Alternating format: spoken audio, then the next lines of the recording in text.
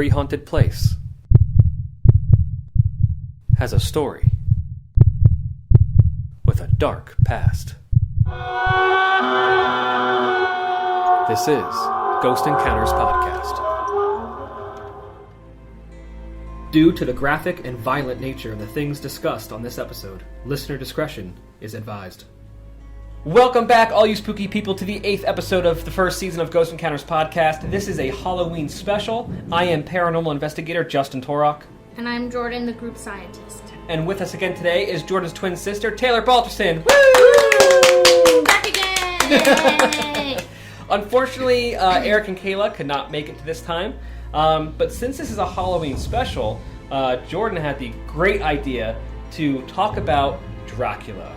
And I'm not talking about Twilight vampires, I'm not talking about things you've seen in movies, we're talking about the actual story of Vlad the Impaler and the first accounts of actual vampires happening in Europe.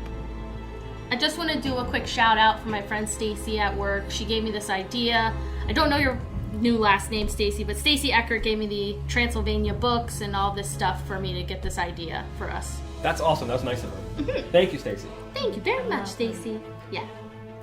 So let's get into the beginning of Vlad Dracula. I'm sure a lot of people have heard rumors and know that a man named Vlad Dracula actually existed. So let's go back to the beginning and figure out what actually happened and what made him so grotesque. So Vlad Dracula was also known as Vlad Tepes. Tepes means impaler in Romanian. He was given that nickname because it's estimated that he impaled about 20,000 people. And some people might be wondering, what exactly is impaling? Well, impaling is a gruesome form of a torturous death, where a wooden or metal pole is inserted through the body, usually from the rectum, and then the person and the pole is put upright so that the person slides down that pole very slowly. The pole usually exits their chest, neck, or mouth, and it could take hours or even days for this person to slide down and eventually die. If the pole wasn't sharpened enough, it would pass their organs and they wouldn't die until it exited their body. Wait, they're alive? They're alive when this is happening. Oh, I thought he just did it when they were dead so that he could just show off. He probably did do it to some dead bodies to put on display, to put fear in the enemies if anyone would see it. But the majority of people were alive when this was happening to them. Wow. Yeah. That's crazy. Pretty sick. Yeah. People always put Vlad with Transylvania.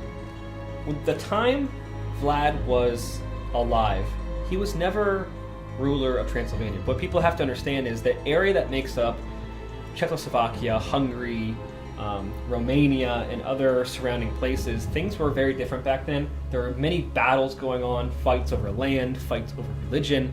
The area that his family ruled was called Wallachia. And Wallachia is in what today is now Transylvania. So Transylvania did exist. Wallachia was its own thing. It's just in an area which is today's Transylvania. Let's figure out how the name Dracula came to be. Back then, we're talking 1400s, surnames were not very common. A lot of higher-ranking people had surnames, but they were usually given. Vlad the Impaler's father was granted the surname Dracul, which means dragon, after his introduction into the Order of the Dragon, a Christian military order supported by the Holy Roman Emperor. So that's how the name Dracula actually came to be. Vlad Tepes, or Vlad III, was born in 1431, and his father, Vlad II, was the ruler of Wallachia. Wallachia was in the middle of pretty much a war between Christian Europe and the Muslim lands of the Ottoman Empire. And so Wallachia was kind of flip-flopping back and forth for a while between helping the Hunyatis, which was a family that was fighting for the Christians, and the Ottoman Empire. Vlad II had a relationship with John Hunyadi. And Vlad II fought with John Hunyadi against the Ottomans. John Hunyadi was the leading Hungarian military and political figure in the 15th century. After this happened, the Ottomans asked Vlad for a diplomatic meeting to see if they can resolve what was going on. And Vlad II brought his two sons, Vlad III and Radu. But this meeting was actually a trap because Vlad II and his sons were actually taken hostage and imprisoned. Vlad II was allowed to leave as long as he left his 2 sons with the Ottoman Empire. Yes, Vlad II was allowed to leave, but his sons were taken in by the Ottoman Empire, and they were only young teenagers at the time. Yes, it's said that they were imprisoned for some time, but they were actually tutored in science, philosophy, arts, became skilled horsemen and warriors trained by the Ottoman Empire. So they kind of took his sons and trained them to be warriors for their side, pretty much. Yeah. It's also said that this is where kind of Vlad, at a very young age, saw the Ottomans impaling people. And I think this is where Vlad III actually got the idea to do the same thing. While Vlad II's sons were pretty much taken in by the Ottoman Empire, he remained neutral. But John Hunyadi had a long feud and fight against the Ottoman Empire. It is said that Vlad II eventually did fight with John Hunyadi again against the Ottomans. He actually helped take a lot of very important fortresses and led a lot of crusades during that time. He eventually made peace with the Ottoman Empire in around 1446, but that completely deteriorated his relationship with John Hunyadi. The Hunyadis were very important people back then, and it really wasn't a good idea to kind of destroy that relationship that he had with John Hunyadi, because the Hunyadi is going to come in again later against Vlad's family. Once John Hunyadi got word that Vlad II did this, John Hunyadi then invaded Wallachia, causing Vlad II to flee, and he was eventually killed in a nearby village, and the older brother, Mercia, was tortured, blinded, and buried alive. Oh my god. So shortly after this, they free Vlad and his brother. His brother, I think, stayed with the Ottomans, eventually converted to their religion. But imagine being a young boy, taken from your family, you're trained to fight, you get wind that your entire family is killed, and you are now essentially free to go. So how would you react? You're going to be furious. Yeah. Right? I'd be pissed. So it makes sense that once Vlad III was freed, his reign of blood initially began. He was bloodthirsty. Vlad III was charged with defending Wallachia from the Ottomans. His 1456 battle was victorious, and he actually beheaded his opponent, Vladislav II, in one-on-one combat. He was very skilled at what he did. It's said that in total, Vlad estimated to have killed about 80,000 people through various means. Yeah, he was a badass warrior. And though Vlad was the ruler of Principality of Wallachia, but there was an internal strife caused by feuding boyars. Boyars are pretty much high-ranking noblemen, and they're kind of like second to a prince. And Vlad knew that his power was going to be challenged. So Vlad invites hundreds of these boyars to a banquet. But this banquet was a trap because he had every single one of them stabbed and impaled. What? Yep. Well, he So in order from the Ottoman Empire, yeah. he's like, you're gonna. He come took to this notes banquet, directly we're from the gonna Ottoman steal ya. Empire, but he did this so that his power would not be challenged. So anyone that would have challenged him being the ruler of Wallachia, he took them out. Years go by, and Vlad is the ruler of Wallachia, and his reign of blood tears across Europe, and everyone knows not to mess with Vlad. Everyone knows that if you come in contact with him, you're probably going to die, and you're probably going to be impaled. I mean, he put bodies on display. And because he did that, I mean, hundreds and hundreds of bodies in fields around fortresses on display, that enemies would come and then see this and literally flee. They're like, fuck that. Yeah, yeah, basically. In lack of better words. Yeah. And everyone knew this, but going forward a little bit, here come the Hunyadis again. So Vlad then fights alongside John Hunyadi, and at one point Vlad knew he was facing insurrection, and Vlad saw the aid of Hunyadi's son, Matthias Corvinus. The Hunyadis had a second last name. It was Corvinus, and they called them that because they had a raven on their crest. Wait, why is that what a raven's Latin, called? in Latin, I think it's Corvus is raven. Oh, So they okay, I didn't took know the that. name All right. and made it Latin. Oh, Oh, cool. But Corvinus heard of Vlad's violent tactics and his shifting allegiances. I mean, his family has shifted allegiances for a long time. And because of this, Corvinus was pretty much like, I'm not going to trust you. So he actually had Vlad imprisoned in Corvin Castle. And this happened in around the early 1460s. Vlad was imprisoned for roughly 12 to 14 years. It's not said if he spent the entire time in Corvin Castle. There are reports that he may have been transported and taken to other various castles that the Hunyadi family owned, but the bulk of the time was in Corvin Castle, and he didn't have a pleasant time. And the purpose of his imprisonment was to wait for noblemen for there to be an actual court case, but he ended up waiting 12 to 14 years for this, which is insane. Yes. I mean, shortly through his imprisonment, he tried to bribe a guard to get information on what was going on, and the guard ended up spitting in his face. And Vlad grabbed him, pulled him real close to the iron bars. He snarled at him, and he said a couple words to make sure that he knew, and all the rest of the guards knew, to not fuck with Vlad III. Yes. The guard was shook. So Straight shook. But because he did this, yeah, it was a move of power, but the guards didn't want anything to do with him. So there'd be days when Vlad would go without food. Imagine being in just an enclosed stone room, dirt floors. You have nothing. And you're going days without anything to do, days without food. So he would sit there and he'd listen to the rats crawling in the walls. His stomach growled. He planned out where the rats would be, grab them, bite into their flesh, blood dripping down his chin. Once the flesh was gone, he would break their bones and eat every organ inside. And when he was done, he left a nice little neat pile of rat bones outside his cell. Every time he did that, the rat bones were cleaned up. And for a long time, he didn't see food except for the rats.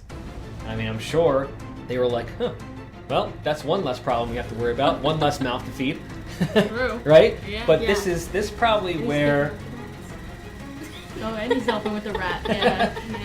Who needs a cat when you have Vlad Yeah, Dracula? exactly. I have that quote on here. Who needs a cat when you have Vlad in the basement? But this is just one other account where Vlad III is known to be bloodthirsty, of him eating raw flesh and drinking blood. He was next to the torture rooms, so all he would hear all day long were men screaming. He would hear the stretching machine stretch and stretch and stretch until bones popped out of their socket. He would hear the heavy clanking of the iron boots walking down the hallway. You know what iron boots are? They're iron boots with spikes on the bottom. So with every step you take, the spikes move further and further into your foot. Ooh. Yeah. These people were not pleasant, and they had some torturous methods. So hearing these screams all day long and hearing this torture kind of fucked with them. And I think once he was eventually released, he became a little more insane. Yeah. There's a report that after one battle, he sat with his warriors on the battlefield, looking over the dead bodies, many of which were impaled, probably men still screaming as the poles entered their body, and it said that he was dipping bread in their blood. Oh, really? Yeah. Oh my gosh. I did know that. I did That's hear insane. about that. He seems like somebody that really cares about like his reputation. Like he wanted 100%. a monster-like reputation, and he wanted people to fear him. Well, they made him into a monster. Yeah. Who knows if he would have been like this, if he would have just been allowed to be with his family. But it was a trap, and he got taken in, so they created a monster. Before Vlad was imprisoned, there's one really cool story that I wanted to talk about. And it happened in around 1459. The Ottoman Turks were never far from Vlad's thoughts. He hated them. Diplomatic envoys were invited by Vlad, and when they came, they refused to take their hats off, citing religious custom. And Vlad commended them on their religious devotion, and so Vlad ensured that their hats would forever remain on their heads by having their hats nailed to their skulls. Oh, Lord. Yeah, so no wonder like this reputation of Vlad's Yeah. got spread across Europe. So is his reputation the reason why they like called him? Like, how did we get to the part? How did we get to the part where he's Dracula and a vampire? Well, it's interesting because when Vlad was around, there's no mention of him being a vampire. No, I mean, not he's all. not. That's why I'm confused. So I think it's because he was so grotesque and so bloodthirsty. Because of this, Vlad III, Vlad Dracula, was the inspiration for Bram Stoker's Dracula. And that's kind of where people got the idea that Vlad III was actually a vampire. It's almost like they look at Vlad, and it's hard to believe that he's so dark and so gruesome that it's hard to believe he's human. Right. He's more linked towards something of a demon, like a demonic presence, rather than being. Right. Monster. And it's he's more of a monster, literally. and it's all because of what happened to him in his life. Yeah. They created a monster. Yeah. Imagine if he ever tried to like conquer an area. Imagine if like he actually was like the Pope or something, and he was the one that was leading the Holy Roman Empire across Europe. Imagine the chaos. It would have been insane. It would have been different. insane. It would have been a different Europe. He just wanted to.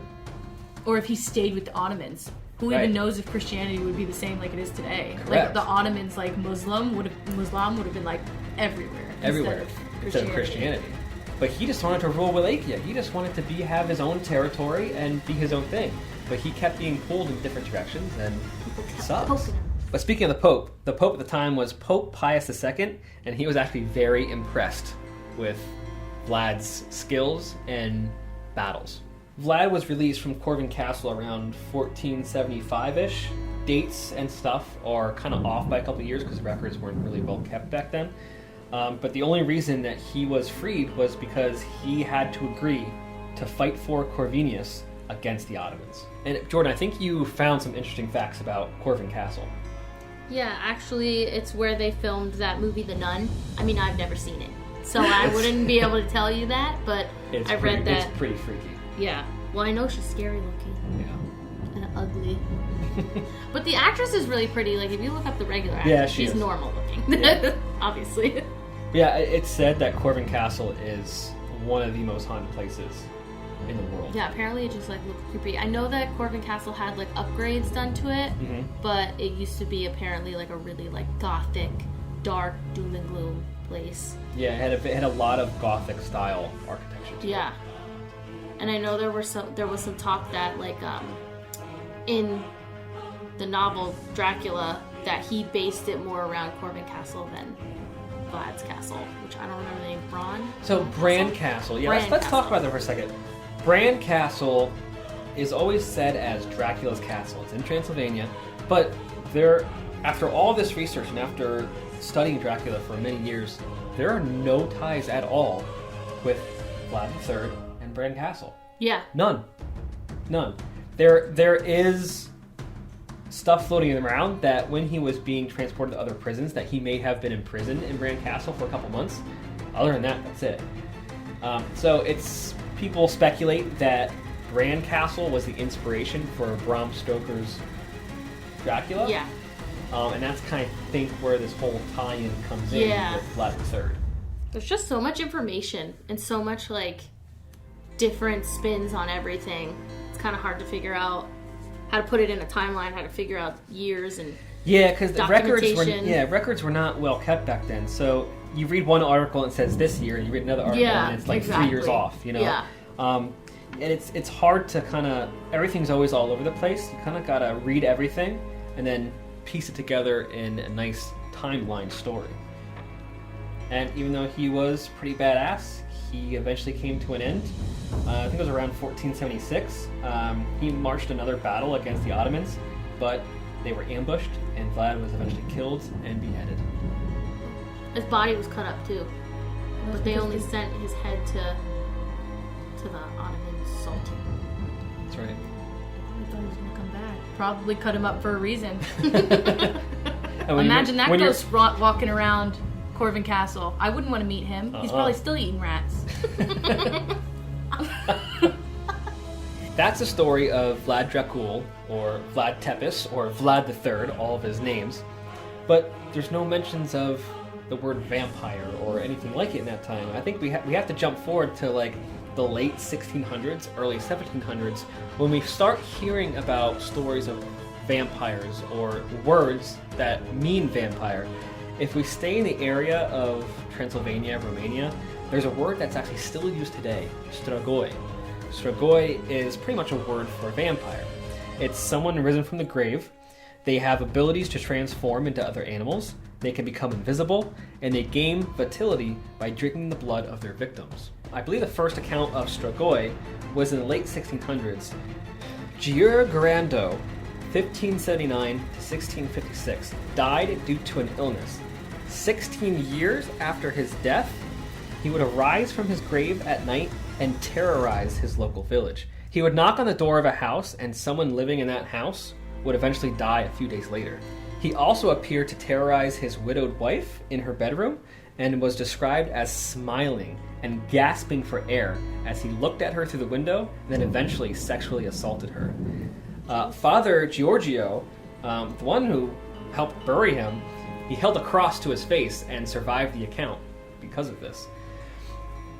The villagers then gathered and dug up his coffin, where they found that his body was almost perfectly preserved. His hair grew, his fingernails grew, and he had a smile on his face. So one villager took a saw and removed his head. It's said that when the saw began to cut the flesh of his neck, the vampire screamed as blood spewed from the cut, and peace was then restored to the village. And then there's mention of strigoi as early as 2003. The village of Maritino de Sus, Romania. There was a man named Petra Toma, age 76. He died, and then a year later, people of the village became sick and had nightmares of Peter. The villagers then dug up his body, found again that his hair, his fingernails grew, and that his body was pretty well preserved. I mean, it was only a year, so of course the body's not going to be pretty decomposed at that point.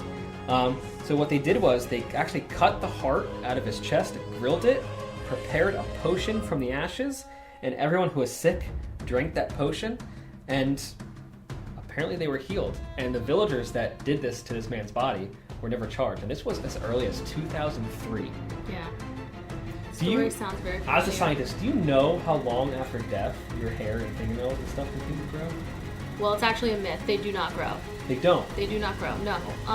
Your body loses moisture after you die, so it makes the effect that your nails are growing and that your hair grew. So things are shrinking. Yes, but the it's skin not... and everything's shrinking, so Yeah. the nails and hair is not actually growing. Nope, it's a myth. That makes a lot of sense. Wow, I did not know that. But I think you actually found an early account of vampires as well, correct? Yes. So it's a lot like yours.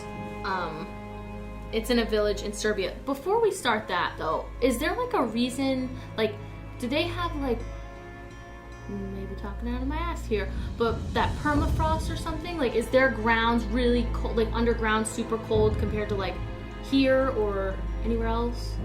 Off Do you the know? top of my head, I really don't know. I think there is, But because I remember when I was doing research, there was mention of that. Because in the story that I'm about to talk about, they talk about how they pull these people up from the ground and how they don't look like they decomposed at all and blah blah blah. And it makes me think that maybe due to their location or something, it prevents the decomposition of the body or Probably at least something slows like it that. down Slows it significantly. down, yeah. Since granted, you're how far under the earth. Obviously, it's gonna be a little chilly down there, but I didn't know if that played an effect because I don't know crap about geography, and I don't even know where it is on the map. So That's okay, but when I was doing some research, there was mention of that. So you were right. oh, cool. Yeah, I just didn't know if Some locations that have very cold permafrost, the bodies stay more well preserved. cool. Yeah, I didn't know. I don't know. I hear the word permafrost, but I don't really know the details of that stuff. Basically, it's like a layer of ice in a very top layer of the ground. Oh, okay. And everything around it stays preserved because it's so cold. Yeah, and it snows there a lot. They get on average 30 inches of snow or precipitation in the winter months. Cool. And the average temperature in winter months is an average maximum of 36 degrees. Wow. So their whole winter season that they have is the ground. I can't even That'll imagine definitely how cold. delay Yeah. any sort of decomposition of body. Definitely. Interesting. But anyway, I before I got the idea from my friend from work about this podcast, I was listening to a different podcast about a haunted place called Kiseljevo. And that's a village, it's a small village in Serbia. It was famous in the early 1700s for a rumor about Peter Blagojevich. He was somebody that they also thought was a vampire, really close to what Justin was talking about. What's up with the name Peter? I don't know. If your name's Peter, you're a vampire. Don't trust a Peter. Don't trust a Peter. That's what she Oh. But anyway, this is one of the earliest and most well documented cases of vampire hysteria, and it influenced the way we see and think about vampires today. It influenced Dracula and all that stuff. So after he died, there was a series of sudden deaths, just like what Justin said, where within 24 hours of each other, people were dying right after seeing him in their dreams or hallucinating, whatever it will be. And it started causing mass hysteria in the village. So people were starting to panic. They didn't know who was going to die next. So actually his wife saw him the night after he died, and he was actually I don't know why they talk about this, but he was looking for a shoe. He was asking her where his shoes were or something weird. And yeah, she wound up moving out of the village right away. I think probably because she was scared to find out that her husband that just passed away was being called a vampire. So I would probably flee too. Wouldn't want somebody to hang me or anything.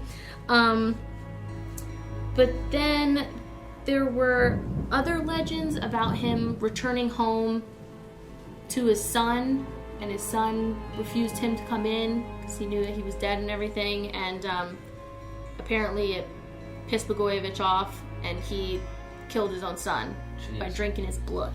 Oh. Yeah, so that was another legend that I read up on about the same incident. But they were so desperate to get they were so desperate to get these deaths to stop, these sudden deaths to stop, that they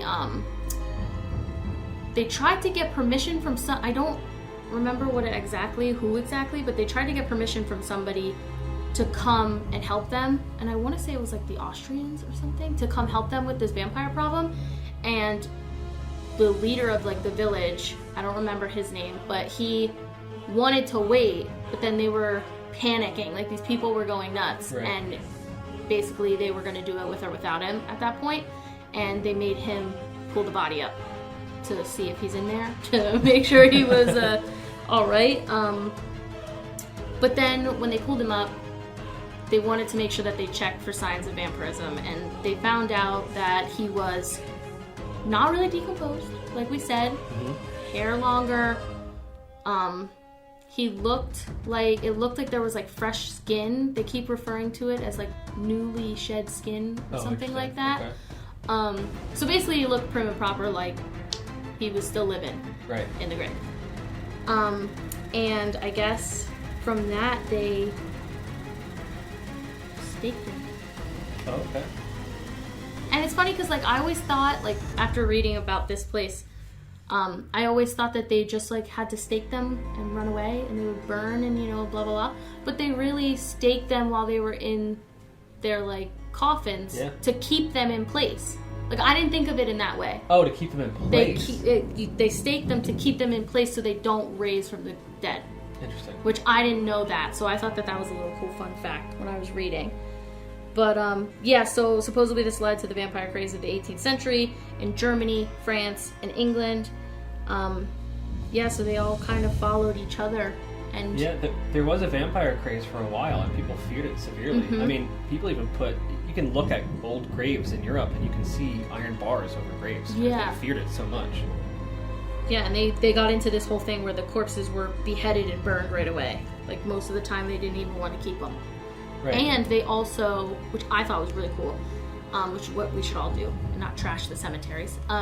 They keep their like cemeteries, whatever you want to call it, graveyards, like in pristine condition more than they care about their own houses. Like, they respect the dead so much over there because of all this craze.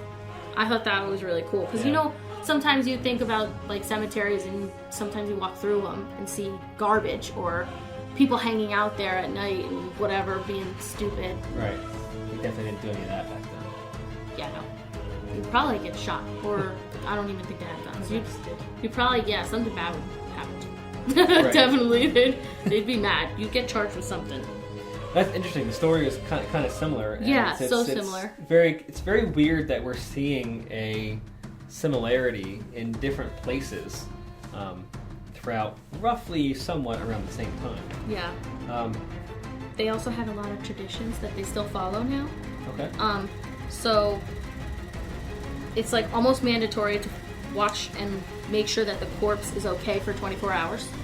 So they keep it in the house that it died, who the person died. Ooh. So they keep the person in there for 24 hours before it can be buried. The person, I don't want to call it, I feel bad, but they also have a candle that they keep on, like keep lit, from the time of death until actually they put them in the ground.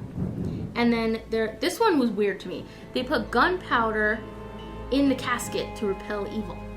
That's interesting. Like set it off. Oh. Wouldn't that cause a fire? You Because would I think. read gunpowder set off in casket to repel evil. That's interesting. Yeah, I've never heard of that one before, so that one's interesting. And obviously they do the incense that they burn while they're going through the whole process. Right. And that's all I really have about that place. But apparently they still follow all this stuff today. Oh, they do. Yeah. Yeah, in various It's parts very- of Europe, they still follow this to the T. They still fear vampires and Strigoi. I mean, I so don't blame much. them I don't from blame them being either. like It's traumatized. crazy that these reports actually happened. Like, this Yeah. stuff actually happened. It's pretty crazy. We're going to take a little break, and we'll be right back.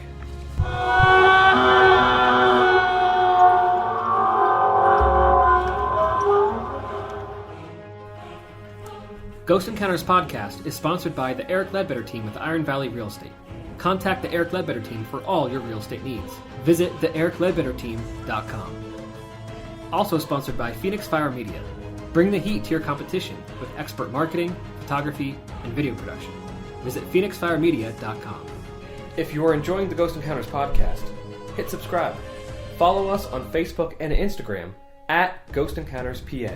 That's at Ghost Encounters PA. To watch the Ghost Encounter show, visit ghost-encounters.com.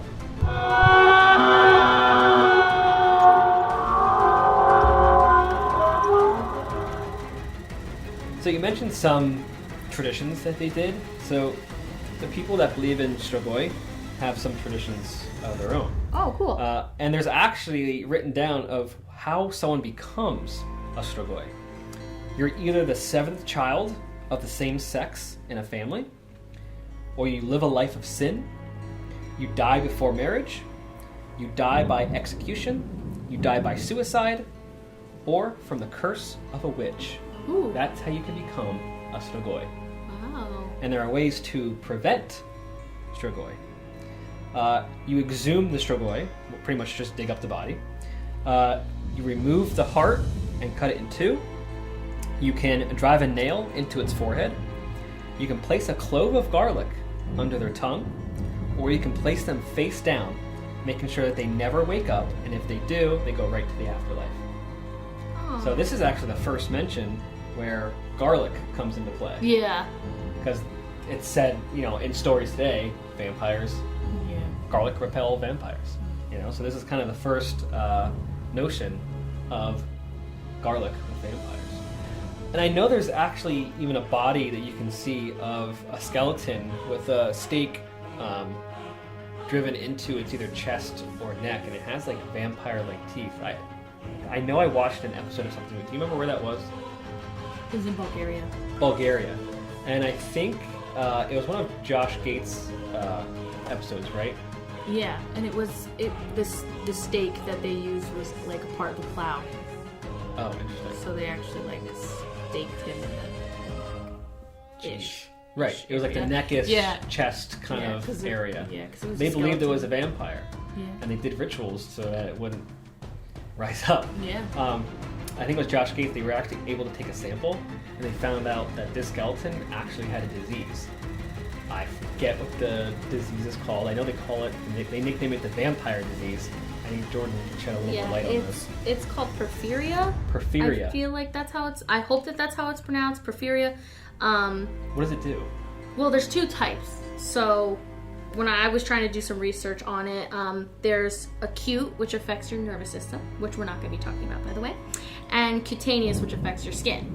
So the people that have this, like, genetic disease, let me take that out. I don't know if it's genetic.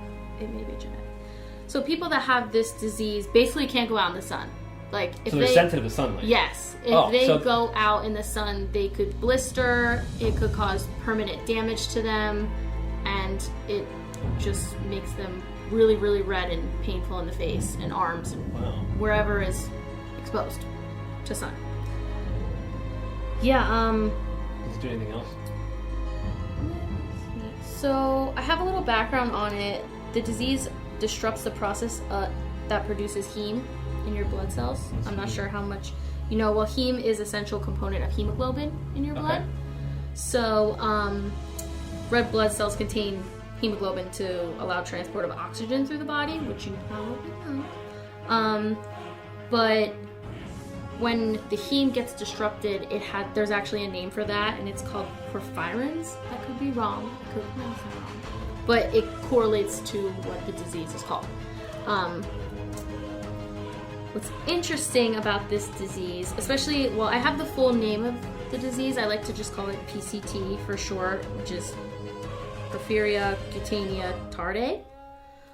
So that's what people get when they have the cutaneous part of this disease.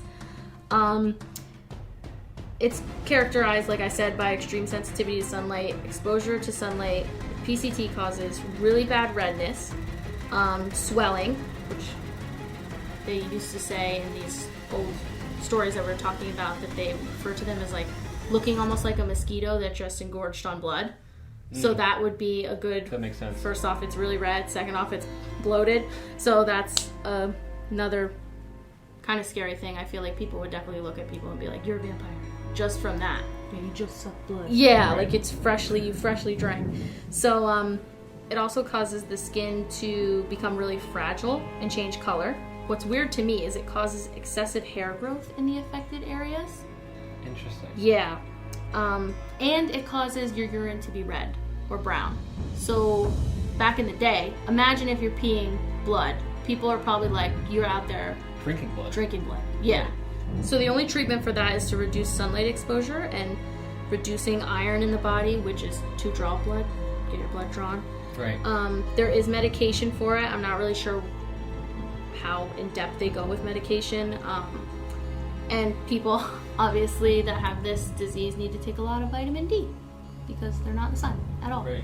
Can't be in the sun at all. So some connections with the disease and vampire folklore was that before modern treatments for the disease, some physicians recommended patients to actually drink blood to compensate for the defective red blood cells. Wow. And they claim that they didn't give them human blood, they gave them animal blood. That's just... He said, she said. And, you know, we said that already, they can't go out during the day. They match, like, people with PCT match vampires because when vampires go out in the sun, they're in pain and agony and all that stuff, which matches. Here we have the connection with the whole sunlight death for vampires. So, imagine being, like, centuries ago, sitting there with this disease and you have no idea what's going on with you and people are pointing their finger at you saying you're a vampire. Witchcraft. Right, so... Yeah. Your skin is pretty much white. You're not going out in the sun. Yep. If you do go out in the sun, it burns, you get blisters. Your skin is becoming bloated and red, like almost like a mosquito when taking the blood. You're peeing red, which people back then thought then you were drinking blood. Yep. What else does the disease do? There's a correlation with the fangs in garlic too between folklore and the disease. So it says that repeated attacks, because you could get like flare-ups of this disease, can result in facial disfigurement. Oh. And it causes the gums to recede, so it makes your teeth look pointy and fang-like. So that makes a lot of sense. Yes. And also, as for garlic contains a high amount of sulfur, which can trigger an attack for the people that have acute forms of the disease. So garlic contains a component that bothers them. So pretty much this one disease encompasses everything that we know about vampires. Yep, exactly. And the myths about vampires. That's crazy. Yeah. I wonder if there was... It doesn't sound like... It sounds like this disease, would you say, is probably more genetic? And it's not something that's contracted. I want to say it's genetic. I did read that they don't know if it's autosomal recessive or if it's like Y-linked. They don't know. What does that mean? So those, depending on how it goes down your pedigree, like in your history, if it's depending on which kind of linkage it has, it could be from your mom's side or your dad's side. Okay. Autosomal, dominant or recessive, it all depends on the genes. So I wonder if there was a time, I wonder if there was a period in time where it was more common for people to have this, and that's why there was such a huge fear of vampires. Yeah, like... You know? Because if one person has this, hundreds of people from miles away are not going to hear about this. So I wonder if there was just something going on in that time that caused a number of people to have this. Mm-hmm. And science was really limited back then. So it was. you didn't get gene linkage until like he's so soon. Like that was just recent. If you think about it, if we're going back that far, it's technically recent since genes. Yeah. So it makes sense. A lot of times when people had diseases, people didn't know what they were, and you immediately just it scares you. It scares you. You immediately just link it to evil. Automatically, that's what people did. I mean, we kind of talked about that in the previous episode with the Salem witch trials, but it's just crazy how diseases and stuff were linked to now common day folklore. Mm-hmm. But going back, so we have Vlad III, nickname Vlad Tepes, Vlad the Impaler, has the surname Dracula, which means dragon. He is this bloody, gruesome, bloodthirsty warrior. And we have reports of Strigoi and other people rising from the dead in various parts of the countries. And then we have people with this disease with sensitivity to light and garlic and are peeing blood. And it's no wonder that eventually there is this correlation eventually there's this fear of vampires across Europe. And it's pretty interesting because it's not too long after that Bram Stoker's Dracula came out, because that came out in what year? 1897. So Vlad was the inspiration for Bram Stoker's Dracula. Mm-hmm. And Vlad was around in the 1500s. Then we have reports of those vampires in Strigoi in 1700s. And only 100 or 200 years later, this novel comes out about a vampire named Dracula. And that novel sparked inspiration for hundreds and thousands of other books and stories and TV shows and movies.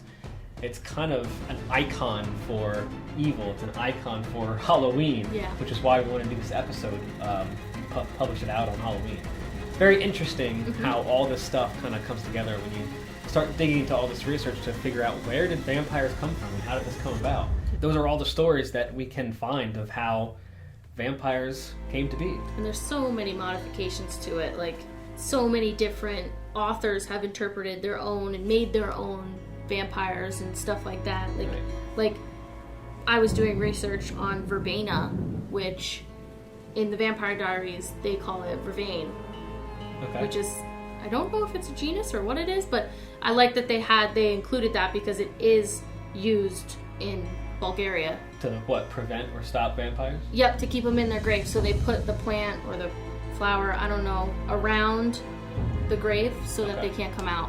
And apparently they have to be really careful, and only certain people go out and actually get it. Like they actually call some sort of doctor or whatever you want to call it, and they go out and they have to be careful because they're actually poisonous in the roots, especially. So you have to be really, really, really careful when you're going to pick it. That's crazy. Yeah. Don't go looking for vein unless you know what you're looking for. Exactly. Don't do it.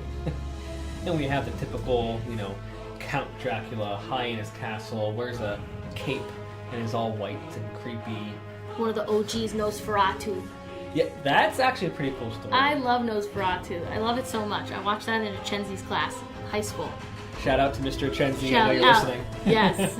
And I was like, this is the best movie ever. It's funny because it's so old school, and they had to use different lenses for night and day because they couldn't film at night. So they would use different colors to Yeah. represent day and night. Yeah.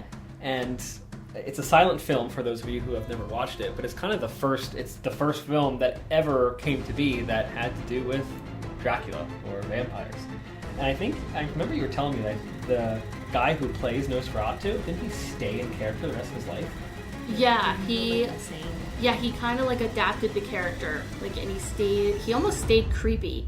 He couldn't pull himself out of the character that he played. That's interesting. Yeah. He kept his long, creepy Yep. nails and Kept his fingers nails. and his pale skin and shaved head and teeth and stuff. He just stayed in character. Yeah, his he whole was a life. very creepy vampire. Yeah, it is very creepy. If you Which, haven't seen it, it's actually pretty creepy. For a silent film, it's Yeah. kind of... They use different techniques to make you scared. I with like how shadows they and all do kinds of that. stuff. I like the old school Yeah. vampire stuff. I'm not into Edward Cullen with his little sweat diamond bead face. I like the old school stuff, and Dracula Untold. That's such a good movie. I really appreciate the research they put into Dracula. Yes. With the Ottomans and stuff like that, and they wanted to take his sons even because he Yeah. was taken. He was a son from his father, and he was taken. It's very cool that they kind of And the creepy dude up in the cave. I don't know who they were trying to portray him as, but that was amazing. Maybe Yeah. he's Peter Blagojevich. Yeah, somebody that was Probably. stuffed up there. Peter. Yeah. Yeah, Peter in the cave. Yeah, Who I knows? think Dracula Untold is my favorite adaptation of. Absolutely. Dracula. I have to agree. I wish they made a second one. I know, it would have been so good. Well, that's all the time we have for today. Taylor, thank you again for coming on the podcast. I'm sure we'll see you again. Hopefully. Everyone, stay spooky Stay in the shadows. and Happy Halloween!